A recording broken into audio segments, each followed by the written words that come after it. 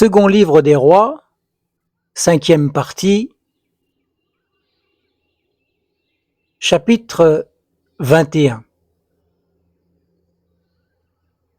Manassé avait 12 ans. Lorsqu'il devint roi, il régna 50 ans à Jérusalem. Le nom de sa mère était Hephzibah.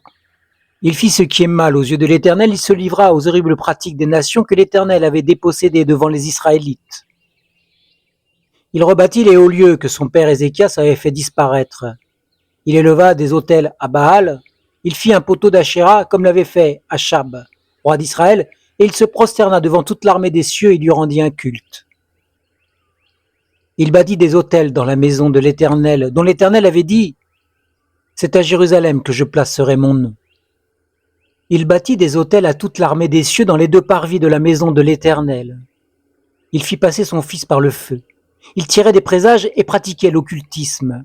Il établit des gens qui évoquaient les morts et qui prédisaient l'avenir.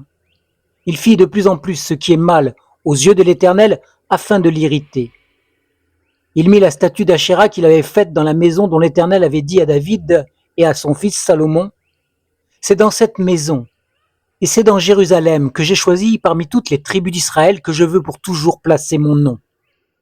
Je ne ferai plus errer les pas d'Israël hors du territoire que j'ai donné à ses pères, pourvu seulement qu'ils observent et mettent en pratique tout ce que je leur ai commandé, conformément à toute la loi que leur a donnée mon serviteur Moïse. Mais ils n'ont pas écouté, et Manassé les a égarés, de sorte qu'ils ont fait le mal plus que les nations que l'Éternel avait détruites devant les Israélites. Alors l'Éternel parla en ces termes par l'intermédiaire de ses serviteurs les prophètes. Parce que Manassé, roi de Juda, a commis ces horreurs, parce qu'ils ont fait pire que tout ce qu'avaient fait avant lui les Amoréens, et parce que lui aussi fait pécher Juda par ses idoles, eh bien, ainsi parle l'Éternel, le Dieu d'Israël. Je vais faire venir sur Jérusalem et sur Juda un malheur tel que les oreilles en tinteront à quiconque en entendra parler. J'étendrai sur Jérusalem le cordeau de Samarie et le niveau de la maison d'Achab. Et je nettoierai Jérusalem comme un plat qu'on nettoie et qu'on renverse sans dessus-dessous après l'avoir nettoyé. Je délaisserai le reste de mon héritage et je les livrerai entre les mains de leurs ennemis. Ils seront mis au pillage et dépouillés par tous leurs ennemis parce qu'ils ont fait ce qui est mal à mes yeux en m'irritant depuis le jour où leurs pères sont sortis d'Égypte jusqu'à aujourd'hui. Manassé répandit aussi beaucoup de sang innocent, jusqu'à en remplir Jérusalem d'un bout à l'autre, outre le péché qu'il fit commettre à Juda en faisant ce qui est mal aux yeux de l'Éternel. Le reste des actes de Manassé, tout ce qu'il a fait et le péché qu'il a commis, cela est écrit dans le livre des chroniques des rois de Juda. Manassé se coucha avec ses pères et fut enseveli dans le jardin de sa maison, dans le jardin de Ouza. Son fils Amon régna à sa place. Amon avait 22 ans lorsqu'il devint roi et il régna 2 ans à Jérusalem. Le nom de sa mère était Meshoulémet, fille de Haroutz de Yodba. Il fit ce qui est mal aux yeux de l'Éternel comme l'avait fait son père Manassé. Il marcha dans toute la voie où avait marché son père. Il rendit un culte aux idoles auxquelles son père avait rendu un culte et se prosterna devant elles. Il abandonna l'Éternel, le Dieu de ses pères, et ne marcha pas dans la voie de l'Éternel. Les serviteurs d'Amon conspirèrent contre lui. Ils firent mourir le roi dans sa maison. Mais le peuple du pays frappa tous ceux qui avaient conspiré contre le roi Amon, et le peuple du pays établit son fils Josias à sa place. Le reste des actes d'Amon et ce qu'il a fait, cela est écrit dans le livre des chroniques des rois de Juda. On le sevelit dans son tombeau dans le jardin de Ouza, son fils Josias régna à sa place. Chapitre 22. Josias avait 8 ans lorsqu'il devint roi et il régna 31 ans à Jérusalem. Le nom de sa mère était Yédida, fille de Adaya de Boscat. Il fit ce qui est droit aux yeux de l'Éternel et marcha dans toute la voie de David son père. Il ne s'en écarta ni à droite ni à gauche. La 18e année du roi Josias, le roi envoya dans la maison de l'Éternel Shaphan, le secrétaire, fils d'Astalia, fils de Meshoulam, en lui disant monte vers le souverain sacrificateur Hilkiya, et qu'il fasse le total de l'argent apporté dans la maison de l'Éternel et que les gardiens du seuil ont recueilli du peuple.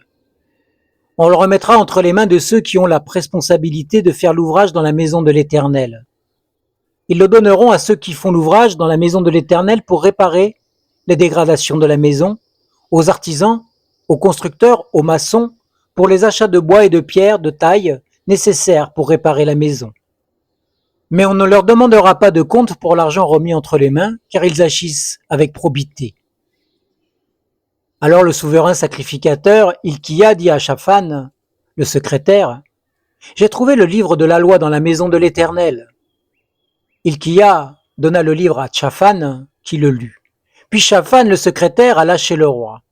Il rendit compte au roi et dit, « Tes serviteurs ont versé l'argent qui se trouvait dans la maison en le remettant entre les mains de ceux qui ont la responsabilité de faire l'ouvrage dans la maison de l'Éternel. » Shaphan, le secrétaire, fit encore ce rapport au roi.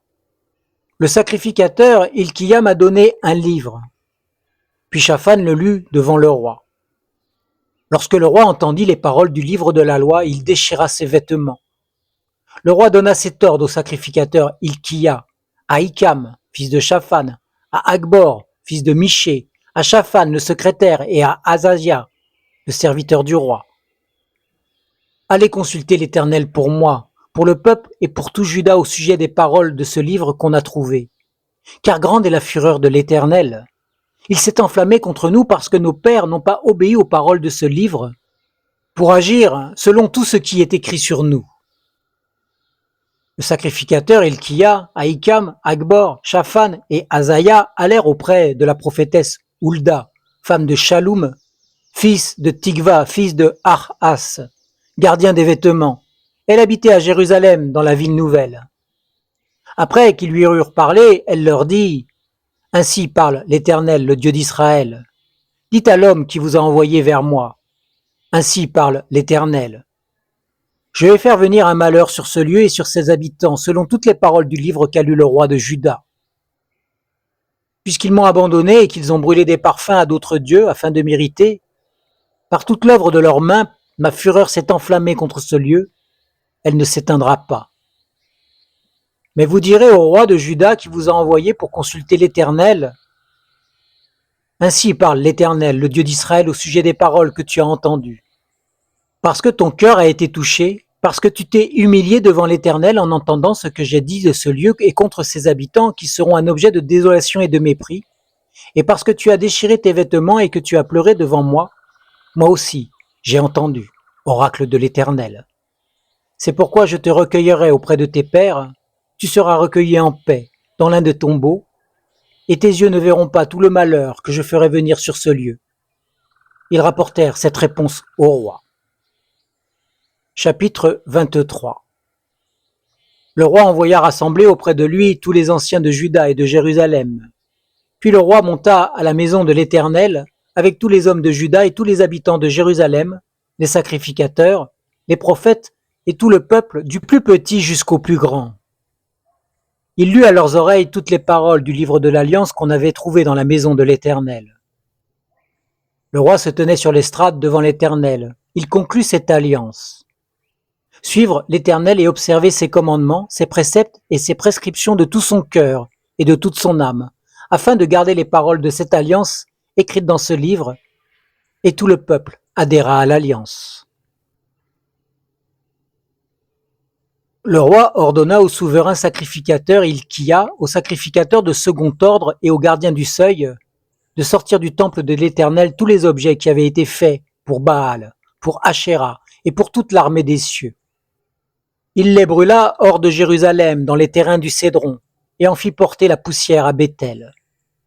Il supprima les prêtres institués par les rois de Juda, alors qu'on brûlait des parfums sur les hauts lieux dans les villes de Juda et aux environs de Jérusalem, et ceux qui brûlaient des parfums à Baal, au soleil, à la lune, au zodiaque et à toute l'armée des cieux. Il sortit de la maison de l'Éternel le poteau d'Ashéra, qu'il transporta hors de Jérusalem vers la vallée du Cédron. Il le brûla dans la vallée du Cédron et le réduisit en poussière.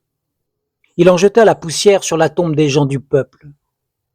Il abattit les maisons des prostituées qui étaient dans la maison de l'Éternel, et où les femmes tissaient des housses pour le poteau d'Achéra. Il fit venir tous les sacrificateurs des villes de Juda, il souilla les hauts lieux où les sacrificateurs brûlaient des parfums, depuis Géba jusqu'à Beersheba. Il rendit impurs les hauts lieux des portes, celui qui était à l'entrée de la porte de Josué, chef de la ville, à gauche de la porte de la ville. Toutefois, les sacrificateurs des hauts lieux ne montaient pas à l'autel de l'Éternel à Jérusalem, mais ils mangeaient des pains sans levain au milieu de leurs frères. Le roi rendit impur le Tophet dans la vallée du fils de Hinnom, afin que personne ne fasse plus passer son fils et sa fille par le feu en l'honneur de Moloch. Il supprima de l'entrée de la maison de l'Éternel les chevaux que les rois de Juda avaient consacrés au soleil, près de la chambre du chambellan Nétan-Mélec, qui se trouvait dans les annexes, et il brûla au feu les chars du soleil.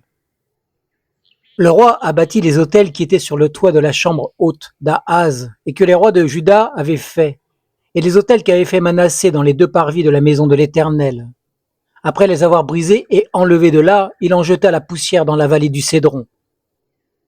Le roi rendit impurs les hauts lieux qui étaient en face de Jérusalem, sur la droite de la montagne de destruction, et que Salomon, roi d'Israël, avait bâti à Astarté, l'abomination des Sidoniens à Kémosh, l'abomination de Moab à Milcom, l'horrible idole des Ammonites. Il brisa les stèles, coupa les poteaux d'Achéra et remplit d'ossements humains la place qu'ils occupaient. De même, en ce qui concerne l'autel qui est à Béthel et le haut lieu qu'avait fait Jéroboam, fils de Nébat, qui avait fait pécher Israël, il abattit cet autel et le haut lieu, et le réduisit en poussière, et il brûla le poteau d'Achéra. Josias se tourna et vit les tombes qui étaient dans la montagne. Envoya prendre les ossements dans les tombes et les brûla sur l'autel. Il le rendit impur selon la parole de l'Éternel proclamée par l'homme de Dieu. C'était bien là les paroles qu'il avait proclamées. Il dit : « Quel est ce monument que je vois ?» Les gens de la ville lui répondirent : « C'est la tombe de l'homme de Dieu qui est venu de Juda et qui a proclamé contre l'autel de Béthel ces choses que tu as accomplies. » Il dit alors : « Laissez-le, et que personne ne touche à ses os. » On préserva de la sorte ses os ainsi que les os du prophète qui était venu de Samarie. Josias fit encore disparaître toutes les maisons des hauts lieux qui étaient dans les villes de Samarie et qu'avaient faites les rois d'Israël pour irriter l'Éternel. Il agit à leur égard en tout point comme il avait agi à Béthel. Il immola sur les autels tous les sacrificateurs des hauts lieux qui s'y trouvaient, et il y brûla des ossements humains, puis il retourna à Jérusalem. Le roi donna cet ordre à tout le peuple. Célébrez la Pâque en l'honneur de l'Éternel votre Dieu, comme il est écrit dans le livre de l'Alliance. Aucune Pâque pareille à celle-ci n'avait été célébrée depuis le temps où les juges gouvernaient Israël, ni au cours de l'époque des rois d'Israël et des rois de Juda. Mais ce fut seulement la 18e année du roi Josias qu'on célébra cette Pâque, en l'honneur de l'Éternel à Jérusalem. De plus, Josias balaya ceux qui évoquaient les morts et ceux qui prédisaient l'avenir, les téraphins, les idoles et toutes les abominations qui se voyaient dans le pays de Juda et à Jérusalem, afin de garder les paroles de la loi écrites dans le livre que le sacrificateur Hilkia avait trouvé dans la maison de l'Éternel. Avant Josias, il n'y eut pas de roi qui, comme lui, revint à l'Éternel de tout son cœur, de toute son âme et de toute sa force. Selon toute la loi de Moïse, et après lui, il n'en a point paru de semblable. Toutefois, l'Éternel ne revint pas de l'ardeur de sa colère dont il s'était enflammé contre Juda à cause de tout ce qu'avait fait Manassé pour l'irriter. L'Éternel dit : « J'écarterai aussi Juda de devant ma face comme j'ai écarté Israël, et je rejetterai cette ville que j'avais choisie, Jérusalem, ainsi que la maison dont j'avais dit : là sera mon nom. » Le reste des actes de Josias et tout ce qu'il a fait, cela est écrit dans le livre des chroniques des rois de Juda. De son temps, le pharaon Nécho, roi d'Égypte, monta vers le roi d'Assyrie, vers le fleuve de l'Euphrate. Le roi Josias marcha à sa rencontre et le pharaon le fit mourir à Megiddo, dès qu'il le vit. Ses serviteurs l'emportèrent mort sur un char, et ils l'amenèrent de Megiddo à Jérusalem et l'ensevelirent dans son tombeau. Le peuple du pays prit Joahaz, fils de Josias, et lui donnèrent l'onction et l'établit roi à la place de son père. Joachaz avait 23 ans lorsqu'il devint roi et il régna 3 mois à Jérusalem. Le nom de sa mère était Hamutal, fille de Jérémie de Libna. Il fit ce qui est mal aux yeux de l'Éternel en tout point, comme avaient fait ses pères. Le pharaon Nécho l'enchaîna à Ribla, dans le pays de Hamath, pour qu'il ne règne plus à Jérusalem. Il imposa au pays une contribution de 100 talents d'argent et d'1 talent d'or. Le pharaon Nécho établit roi Eliakim, fils de Josias, à la place de son père Josias. Et il changea son nom en celui de Jéhoïakim. Il fit prisonnier Joachaz, qui vint en Égypte et y mourut. Jéhoïakim donna au pharaon l'argent et l'or, mais il fit estimer les ressources du pays pour fournir cet argent, d'après l'ordre du pharaon. Il contraignit le peuple du pays à donner l'argent et l'or au pharaon Nécho, chacun selon son estimation. Jéhoïakim avait 25 ans lorsqu'il devint roi, il régna 11 ans à Jérusalem. Le nom de sa mère était Zébouda, fille de Pédaïa, de Rouma. Il fit ce qui est mal aux yeux de l'Éternel en tout point, comme avaient fait ses pères. Chapitre 24. Dans son temps, Nebuchadnezzar, roi de Babylone, se mit en campagne. Jéhoïakim lui fut assujetti pendant 3 ans, mais il se révolta de nouveau contre lui. Alors l'Éternel envoya contre Jéhoïakim des bandes de Chaldéens, des bandes de Syriens, des bandes de Moabites et des bandes d'Ammonites. Il les envoya contre Juda pour le faire disparaître, selon la parole que l'Éternel avait prononcée par l'intermédiaire de ses serviteurs les prophètes. Cela arriva uniquement sur l'ordre de l'Éternel qui voulait écarter Juda de devant sa face, à cause de tous les péchés commis par Manassé, et aussi à cause du sang innocent qu'avait répandu Manassé, sang innocent dont il avait rempli Jérusalem. L'Éternel n'a pas voulu pardonner. Le reste des actes de Jéhoïakim et tout ce qu'il a fait, cela est écrit dans le livre des chroniques des rois de Juda. Jéhoïakim se coucha avec ses pères, son fils Jéhoïakin régna à sa place.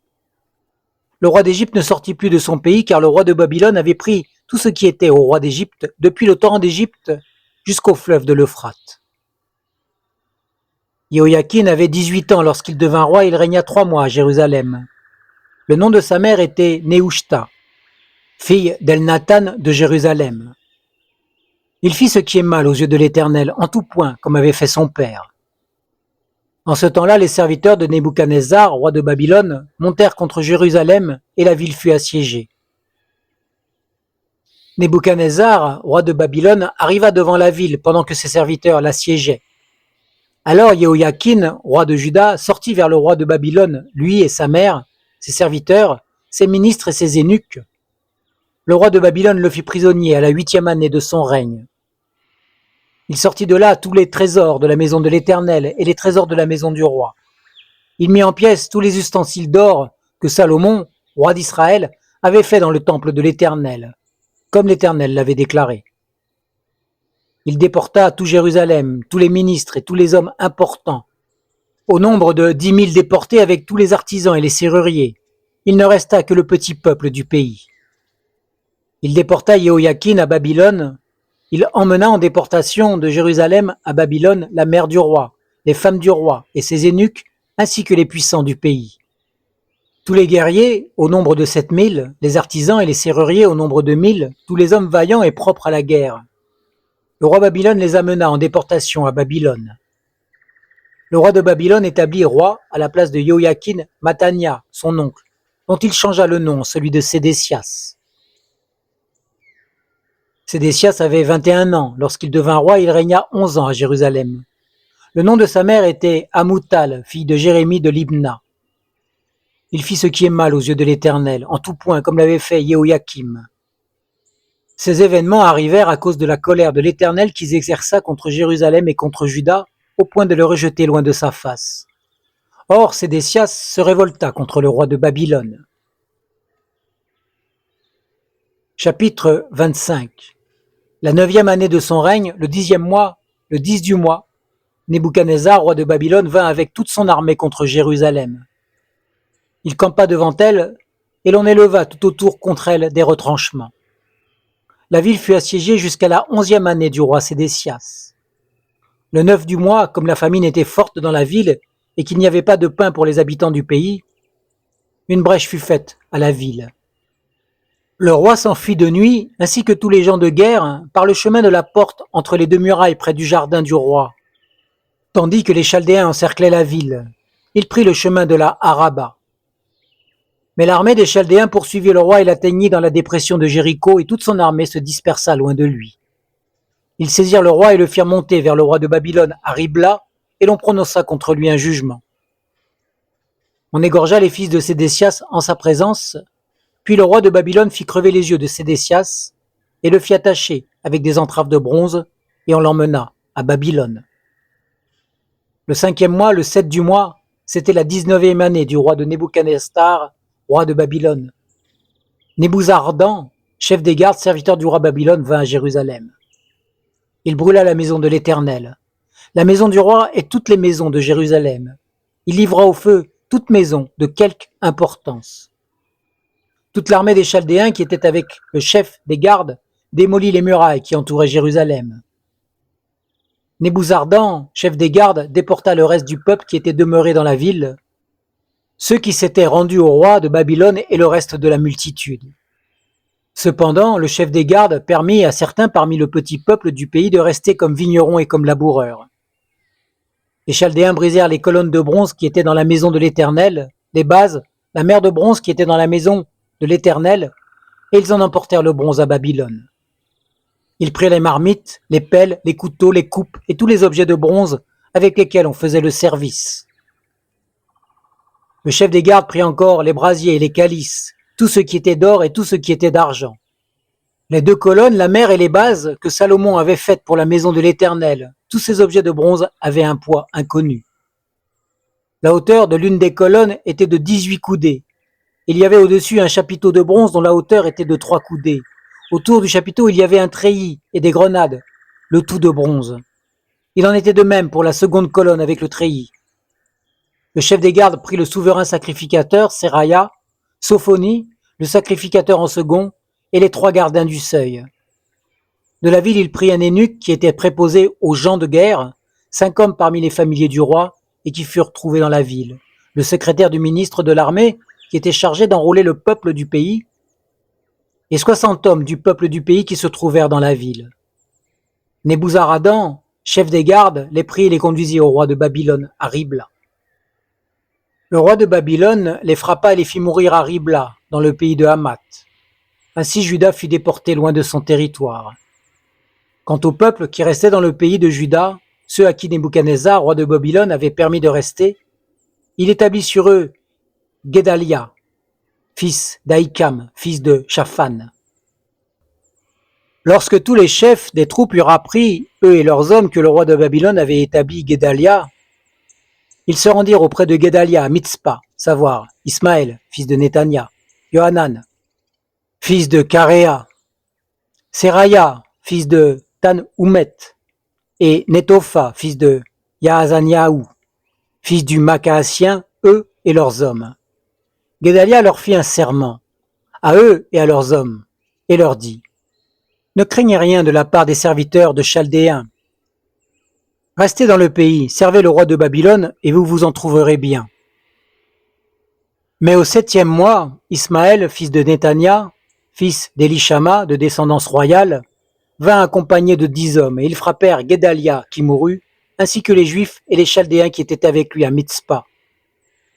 Alors tout le peuple, du plus petit au plus grand, ainsi que les chefs des troupes, se levèrent et s'en allèrent en Égypte parce qu'ils craignaient les Chaldéens.